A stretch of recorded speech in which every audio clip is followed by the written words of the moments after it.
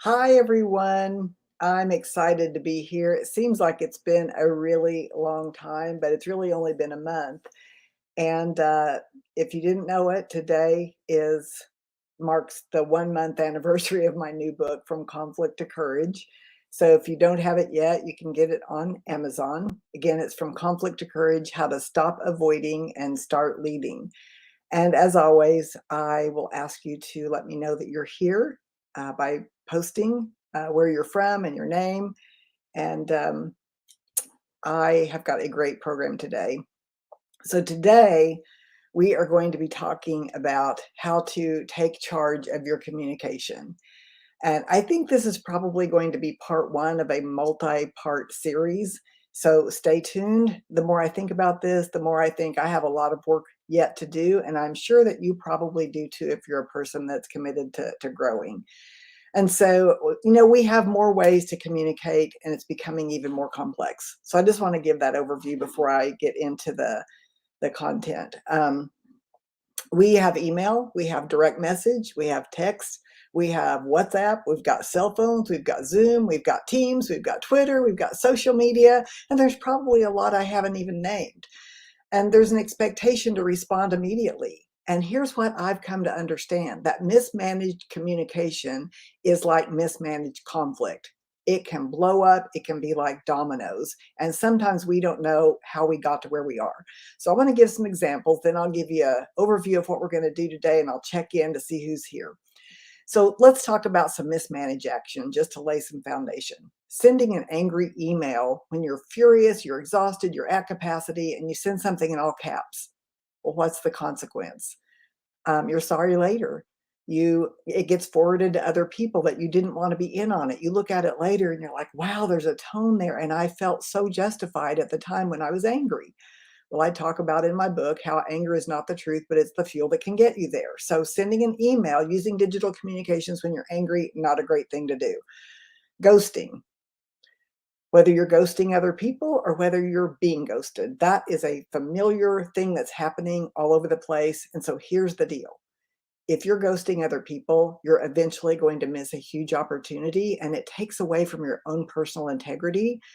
And here's what I've learned: it's all circular. It will come back to bite you someday, because you won't mean to do it. And then they'll say, well, yeah, but you did it all the time. So you need to learn how to close the loop. We'll talk more about that. Avoiding in-person conversations. What's the consequence? You can't read into emotions when you're trying to do something digitally. So in-person communication sometimes is necessary. Or thinking that you're direct messaging someone, but it winds up on a public forum. I've done that before, and it wasn't anything embarrassing. It wasn't anything I wouldn't want said, but I realize how easy it is to go at a fast pace and to think that we're doing something um, privately when in fact it's public. And so you can think that you're direct messaging or just texting one person. It can be a group. So that's how communication can be totally mismanaged. Overly long emails with too many action items and not organized. The consequence of that is confusing the other person, so they avoid or procrastinate. And then finally, back and forth emails that waste time. You get kind of lost in the thread. So that's just laying some foundation of ways that we mismanage communication, and it's a lot like mismanaging conflict. So I'm going to check in real quick and just say hi to some people. We got someone from Brazil. Hi there. I don't know how to pronounce that, but thank you for showing up. And we have Donette Lawrence from Baltimore. Hi, April, one of my followers, longtime followers. And we have a LinkedIn user from Korea. Wow, great to see you. Angela Rowe, hi there. Someone that is a faithful supporter and follower, as is Natalia Olive. And we have someone from South Carolina, that's Chris.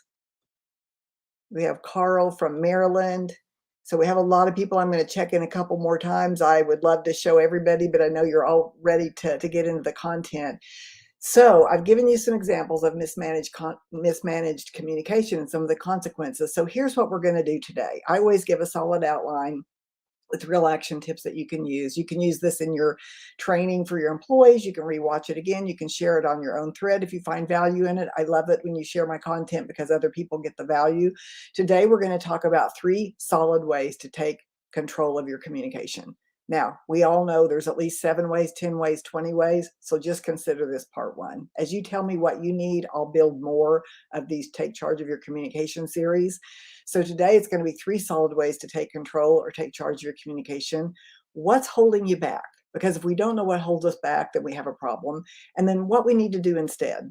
Okay, so that's what we're going to be doing today. So I'm going to share tip 1, then I'll check in once again to see all who's showing up, who's here. So tip number 1, maybe you've already imagined, it's to stop over relying on digital communications. And let's face it, it's easy and we all love it. We all use it. Sometimes we get overwhelmed by it, but we need to understand the distinctions of when to use digital and when to use in-person conversation or telephone or Zoom. So when is it more personal? When is it digital? When is it more impersonal? When is it personal? I'm going to talk about that. So emails, text, direct messaging, digital forms of communication is good for updates, good for a quick yes or no question. Are we still meeting today at 2? That's just a quick question. A confirmation. Are we still signed up for the meeting on Thursday? I'm confirming that we're going to have the meeting and that you're taking charge. It's for fact sharing. It's for sharing a link, maybe sending a little joke. But digital communication is really for more of an impersonal, it's not highly volatile, it's less emotional, more fact driven, tighter, shorter, yes and no. And you can definitely have a conversation that way. I have conversations by text all the time. But if you'll notice, most of it's pretty short, it's back and forth, it's pretty personal, but it's not really highly emotional. So let's talk about what digital communication, what emails, texts, direct message is not good for. It's not good for discipline. It's not good for doing performance reviews. If you're going to send a copy of the performance review, I'm not here to tell you how to have those right now or whether they should be all the time, never, yearly. That's not up for debate right now. What I'm saying is that if you're helping someone with performance, unless it's just a quick, I would prefer this over that, unless it's something quick that they can just tweak immediately, you probably need to communicate either on the phone or personally or on Zoom. You don't want to do performance reviews. Those can be shared, those can be altered. You just don't want to do that. You don't want to talk about real private issues digitally. That's my suggestion. They can be shared. They can be a screenshot can be taken. Or if it's an overly emotional topic, realize that it can get heated quickly and misunderstood. So the rule of thumb, if it's light, if it's quick, if it's impersonal, digital is fine. Whenever it's heavy, it's emotional, you probably better do either telephone, Zoom, or face-to-face. And I know everyone has their preferences, or maybe teams. Everyone has their preferences, and we'll talk about that a little bit later. But I want to talk about what holds you back. What holds any of us back that overly rely on digital? You refuse to text or you refuse to use the phone, depending on your bias or your age. So the younger people typically like the texting. They often won't even use a phone. Oh, that's what text is. If you call, they don't leave a message. There's all these rules that we have based on age and bias. And I'm saying we ought to just be a little bit more of a critical thinker rather than trying to be like everyone else our age. If you're older, learn how to text. If you're younger, learn how to use a phone and leave a message. There's nothing wrong with expanding your skill sets. We sometimes get attached to one form of communication, and then that renders us helpless on other forms. We feel too scared, too uncomfortable, or sometimes we just want to be right about it. Hey, all the young people just use text. That's how it is. But is that how it needs to be? That's the question. And not willing to be in a learner's mindset. So let's say there's someone my age and they refuse to text and they judge it. Learn to text. Be flexible. Learn the different skills. What it is that holds us back the most is that we want to avoid discomfort. And with learning, there comes some aversion. When I learn, I see how bad I was at something and it feels bad for a moment. And so with learning comes this icky feeling sometimes. And so just get comfortable with being uncomfortable and you will learn. Because here's what you need to do instead. Go on a mission to become excellent at all forms of communication, from phone to text to direct messaging to video conferencing to in person to holding meetings to facilitation, then start to make note of what makes you feel really uncomfortable. That's your key. Whatever makes you uncomfortable means that's where you need to practice and just saturate yourself. Just immerse in it and get comfortable and just be awkward for a while and tell people, I'm learning Teams or I'm learning how to be faster at texting. I'm so slow. Young people grew up with texting. People like me, we grew up with typing. I'm pretty fast at texting now, though. So just learn to be adaptable. So that's your first tip, is to stop relying on digital communications. Now, if there's any questions, um, feel free to ask those. I'll look over here just for a second. So I'm going to just check in like I do between tips. And here is Julian from the UK. Thank you for joining. Different time zone there. And Angie, UAE, I don't know what that is. I'm sorry. Um, Avanish Soni from India. Saba from Pakistan. Got people from all over the world today. Marlene, I don't hear that name very often, from Philadelphia. And Mr. Hasib from Pakistan, more from Pakistan today. And I know that it's a different time zone there, so I appreciate you. I appreciate you for coming, even though it might be a little difficult with time zones. Okay, so the first tip to review was stop overly relying on digital communications. So tip number 2, this one's an inner game quality. Manage your interpretations. I posted about this on my LinkedIn today. The idea is that we interpret every day. That's what we do as a human. We interpret, we judge, we make judgments, we make decisions, and we have to live. And the problem is not the interpretation. The problem is that we tend to believe everything we think. So here's what I want to say. Just because someone didn't return an email doesn't mean they're not interested. Could mean that, but not necessarily. Here's an example. I have a partner that's a thought leader. I guess you could say competitors, but I look at the tide rises all boats, right? But was going to post one of my articles about my book to help me promote it. And I didn't hear back, and I didn't hear back. And I noticed that this person started talking a little bit about conflict. And I thought, well, maybe they're going to start writing a book on that and they don't want to compete. And so I kind of made an assumption, but then I got an email not too long ago that said, did you still want to put an article on the blog? And I'm like, wow, look at how I interpreted that.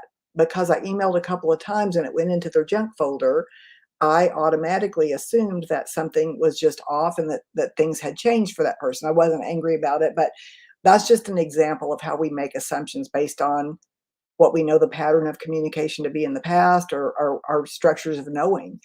And so just because someone declined a meeting doesn't mean they're not willing to meet with you later. It's rarely ever as much about you as you think it is.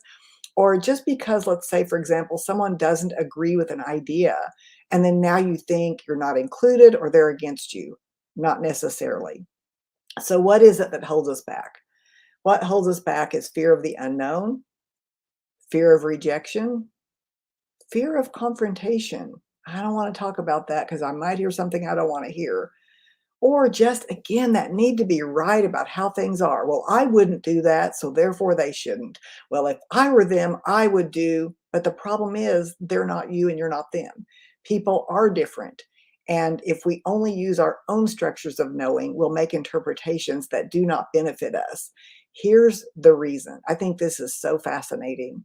Our brains have a need to know. So we would rather fill in the blank and make something up than to not have the answer to something. I want to share another quick story. This was from years ago, probably back in 2008, 2009, when my work was just starting to gain some momentum.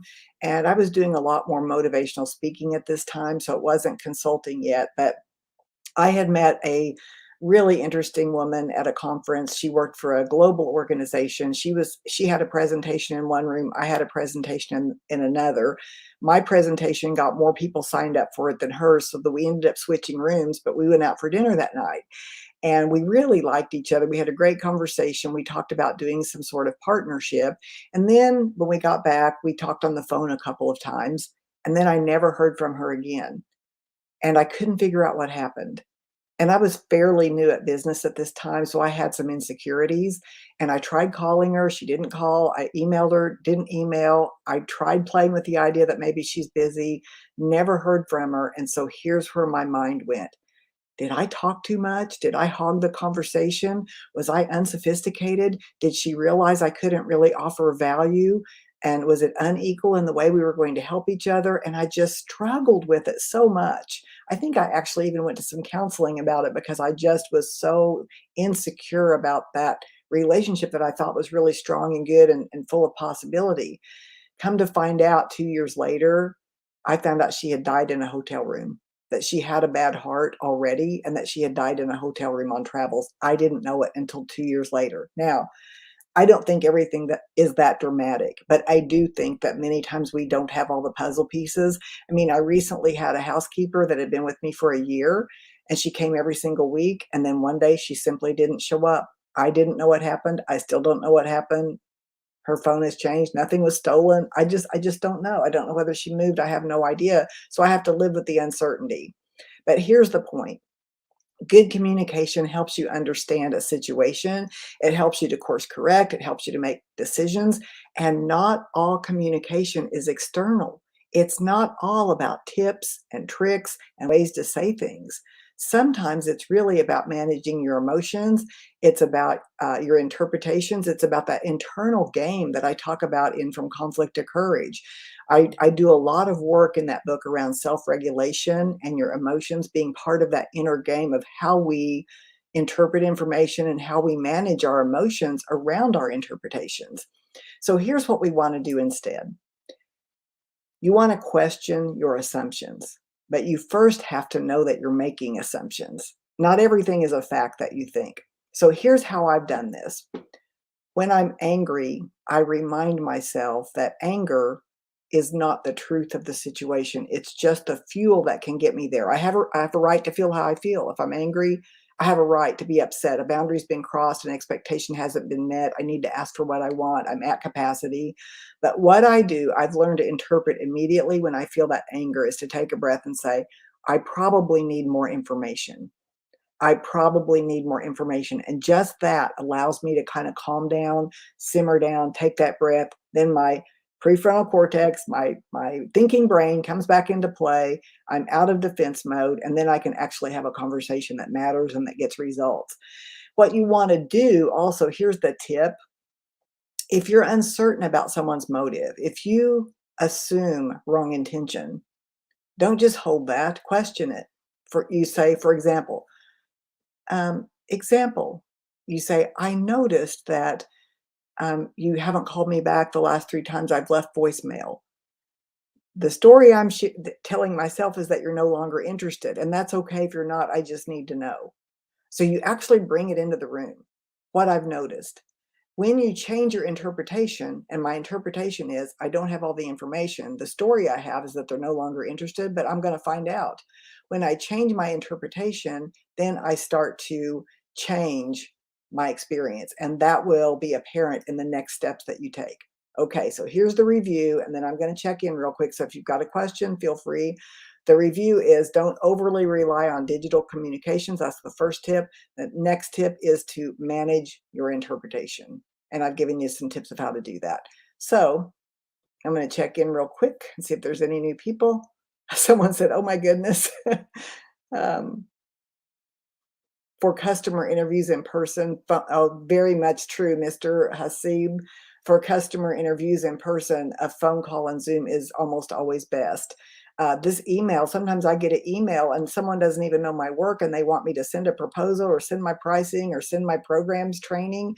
And I'm thinking, it's kind of like dating, isn't it? The first time, don't we just go out for a Coke and just kind of get to know each other?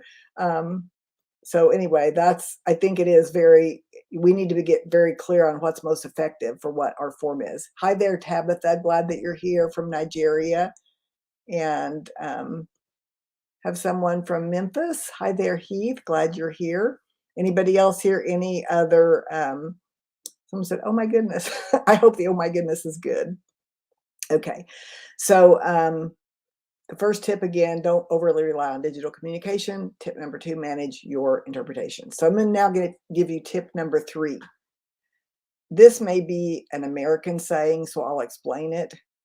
Stop avoiding the elephant in the room. So, what that means is there's a situation that everyone knows about and nobody talks about. For example, the high performer is a bully. We all know it, but they make rain, so we don't want to say anything about it. Or this is one of mine. Sometimes in Zoom meetings, if there's not a good facilitator, there's always a person that talks too much. If you're supposed to do group work and you're supposed to each get 3 minutes, there's some person that talks the entire time off topic. I call it a stage hog. They take up all the air and people are not connected. And that person doesn't even recognize it. Everybody else knows it and they're smiling, but nobody brings it up because it would be socially incorrect to do that. Or let's say you enter a room and there's really a negative vibe, you could cut the air with a knife, but everybody's acting happy, but you know there's something. We do that in our marriages, don't we? I mean, we there's something we're unhappy about, but we act like we're okay. No one understands what's going on, but everybody's going along anyway. So I've got a quick story to share. Very, very, very early in my career, I was told, well, you need to network and you need to be on a nonprofit board of directors. That'll get you to know other people. It'll help you to understand business more. So I joined a nonprofit board and it was okay at first. I was just kind of observing. But then I noticed that I was hating the meetings. They were unorganized. They were all over the place. We were voting on things that I didn't understand. And yet I have a responsibility to my vote. There was disagreement, discord. It was really in bad place. And I really had this thought that everybody knows more than me. This is just, I am the one that's miserable. And when I got truthful with myself at the next meeting, I said, I have an announcement. I said, I'm no longer going to be on this board. The bottom line is, I don't feel like I'm adding value. I'm miserable. I'm uncomfortable. I don't understand what we're voting on. I haven't had the adequate preparation. So I am just not going to participate. And what happened was everybody said, oh, me too. I feel the same way. And I thought, wow, there's bankers, attorneys, finance people. There's all these people that felt the same way I did as a beginner. And I brought that elephant into the room. And so that is an example of avoiding what's relevant to you. And it may be relevant to other people too. My caution here is don't represent the whole room. I think everybody feels this way. Just say, here's how I'm experiencing this. Because if you represent yourself, no one can take that away from you. But if you say everybody feels this way, then the people that are afraid are going to say that's not true. So that's sort of a side tip there. I'm going to talk about what holds you back here in a second when I check in. And want to see what this says. I can't understand native speakers' accent. Give me some tips on how to improve. I hear you. Sometimes I have trouble too, and I'm pretty good at accents overall, but sometimes I just can't. I've had a Zoom meeting with someone from India and I just couldn't understand and he held up words which was helpful. So you might ask the person to speak slower and then repeat it back and then listen to either audiobooks or different like Duolingo, start listening to more of that kind of accent if you need to get better at it. It is hard. And I don't think we need to be ashamed of it. It's just what it is, right? I don't always understand everyone. I'm sure I talk too fast for a lot of people. So I think we just have to have grace for some of it. Um, Here's one that says, communication is a game changer. Absolutely. It is the glue. It's what we have. A lack of communication breeds the assumptions. If we don't say, hey, this is what I thought or this is what I saw, and how often do we just let something go? We let it go so often. Someone said, I do that all the time. Um, Through text, the emotion is unknown. We assume they're feeling through the response. That's the elephant. And sometimes people will use little emoticons and they don't really mean it. Like, I'm going to act like, LOL, this is funny, but there's a sarcastic tone to it. So we just have to be careful. I'm going to say this. I want to share something that I had a situation that was in my family that I felt very vulnerable about, and actually really upset. And I thought, wow, I would teach that you need a phone call, but I truly didn't have the wherewithal, the courage to do it, yet the conversation needed to be had. I did use text, and what I learned from it is that if you do use text for something that's hurtful, you have to share from your heart. You cannot share the anger part. You can only share the hurt and the desire for better, because through that people can hear you. But if you blame, which is real common to do in text when we're like emotional, we're letting it kind of free flow. I don't think that's a good idea. So if you're needing to do that, a side tip is get a journal, write down your anger in the journal and process it and look at it. There's a whole technique I teach on releasing resistance that has to do with journaling and going ahead and letting the dark side out. It's okay that you feel it. It's just what you do with it. So um, here's someone that says, I'm going to get to this last part here in just a second. Um, I have to repeat myself constantly. I'm not sure if you want to write some more about that, Baymar. Is it because of your accent? Is it because you're working in a global workplace where your accent is different or theirs is different? If so, what you may want to do is write some things out and make sure they understand it. Um, I'm taking a new language right now. I'm learning Spanish on Duolingo. I've been doing it for a while, but I took it back up again. And it's surprisingly getting easier. They've included and improved their gamification to where I'm hearing accents now and it's faster. It's really, really fun. So if you're not hearing them, you might ask them to write it down. Um, Rashmi says, I feel I'm verbose and take time to get to the point on some days. I hear you. That is a problem too. What you want to do is get clear about your outcome first and only talk about what's relevant. Too much talking will actually exhaust people. It'll just absolutely exhaust people. And so you need to learn how to keep it concise, especially on emails. Um, Here's one that says, I learned something a while ago that if you don't share your truth, you're responsible for the outcome. If you share your truth respectfully and it's not well received, that's true. I would say that's true. And I could talk for hours on sharing truth because sometimes we don't know our truth yet because we're too angry. So I would add to that, share truth in ultimate kindness and outcomes that are unifying. That's what I would say. Because sometimes if I say, well, I'm just being honest, I'm just being authentic, I am just being authentic, but I'm being authentic to the part of me that isn't healed. Um, and so I'm getting some questions, so I want to answer them and then I'll finish up real quick. How do you break away from social anxiety to be able to communicate fluently and clearly the message you want to share? I love that question, Herbert, because I think a lot of us feel that depending on the circumstance. My answer is that we have to practice. Practice before you have your conversations. Get clear about your outcome. Get clear about the situation. In my book, From Conflict to Courage, I share a method to get clarity, and it's about understanding the current situation, the outcome, and the perceived obstacles.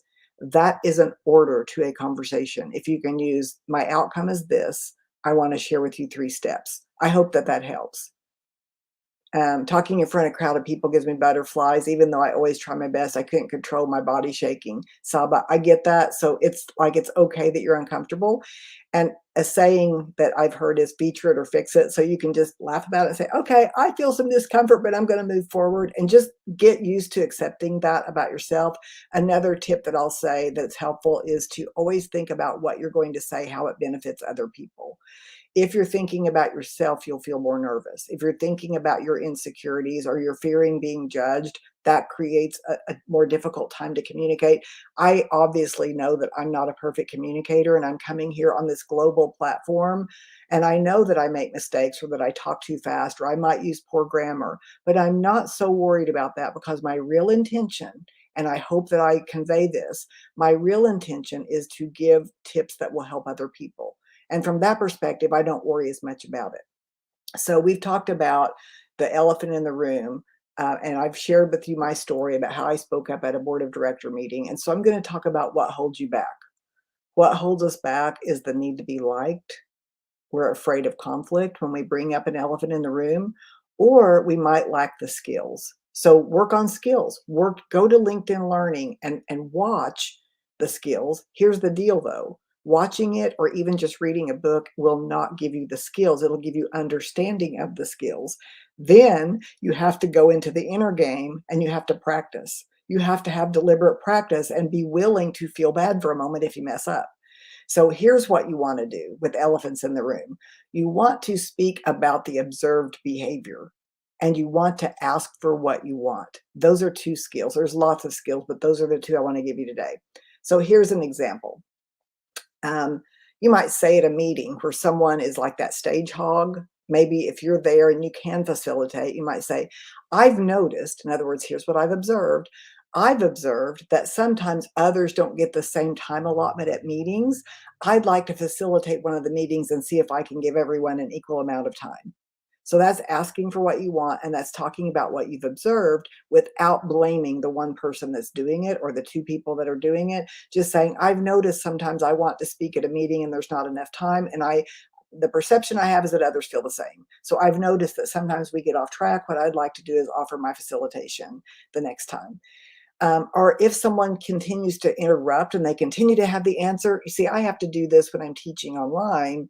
There may be one really overly eager person that always jumps in with the answer. They love to participate, and I love it too, but I want others to think about it and to have the chance. So you might say, James, I really appreciate your input. Before we go further, though, I'd like to hear from some of the others too. So I want to give a moment of silence, and then I'm going to call on Jamal, I'm going to call on Sandra, and you just let people know that you're going to facilitate and that you're taking charge so that that one person isn't just feeding off of you all the time. So I'm going to review the tips. Number one, don't overly rely on digital communications. Number two, manage your interpretations. And number three, stop avoiding the elephant in the room. So here's my conclusion. Good communication is not just an external skill set, but it's an internal game. You have to master your thoughts so that you can catch unproductive narratives, and you must stop avoiding and start leading. To be a competent leader, you have to become competent in all forms of communication, from email to text to phone to video conferencing, and you need to distinguish which kind of communication is best for what's at hand. So I'm hoping that you will, if you got value from this, you'll comment, you'll share on your timeline the one tip you got, and share this video with those that follow you. If you want to stay abreast of what's going on with me, you can follow me on LinkedIn. I have 5 different programs on LinkedIn Learning if you're a member of LinkedIn Learning. And you can also get my book, From Conflict to Courage, on Amazon.com. So thank you so much for joining me today.